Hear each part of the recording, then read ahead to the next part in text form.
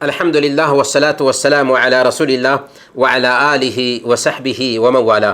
پیارے بھائیوں اور دینی بہنوں، السلام علیکم ورحمۃ اللہ وبرکاتہ۔ رمضان چلا گیا، البتہ رمضان میں ہم نے روزہ رکھنے کی جو ٹریننگ حاصل کی ہے، اس ٹریننگ کا اثر رمضان کے بعد بھی ہونا چاہیے۔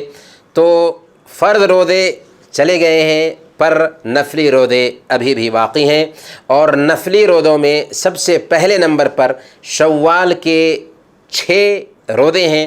صحیح مسلم کی روایت ہے، حضرت ابو ایوب انصاری رضی اللہ تعالیٰ عنہ کا بیان ہے کہ اللہ کے نبی صلی اللہ علیہ وسلم نے ارشاد فرمایا، من صام رمضان ثم اتبعہ 6 من شوال کان کصیام الدہر۔ جس نے رمضان کے روزے رکھے پھر اس کے بعد شوال کے 6 روزے رکھے تو گویا وہ ہمیشہ روزہ رکھتا رہا۔ اس لیے شوال کے 6 روزوں کا بھی اہتمام کیجئے۔ کوئی ضروری نہیں کہ لگاتار رکھیں، کبھی بھی شوال کے مہینے میں ان 6 روزوں کی ادائیگی کی جا سکتی ہے۔